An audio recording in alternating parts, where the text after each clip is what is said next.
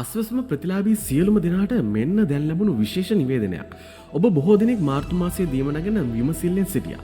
ඔන්න දැන් නිල වශයෙන්ම තහවුරු කර තිබෙනවා පළමු අදියරේ සහ දෙවන අදියරේ හිමිකම් ඇති සියලු දෙනාගේම මුදල් මේ වන විට පද්ධතියට හෙවත් සිස්ටම් එකට ඇතුළත් කර අවසන් බව. ඔබ දැන් අස්වැස්ම නිල වෙබ් අඩවියට පිවිසලා පරීක්ෂා කර බැලුවොත් ඔබේ නමට අදාළව මාර්තු මාසයේ දීමනාව අනුමත වී ඇති බව දැකගත හැකියි. විශේෂයෙන්ම දෙවන අදියරේ අලුතින් එක් වූ ප්‍රතිලාභීන්ගේ හිග මුදල් පවා මෙවර පද්ධතියට නිවැරදිව යාවත්කාලින කර තිබීම විශේෂත්වයක්. ඒ කියන්නේ ඔබේ ගෙවීම් දැන් රජය විසින් නිල වශයෙන්ම සහතික කරලා අවසానයි.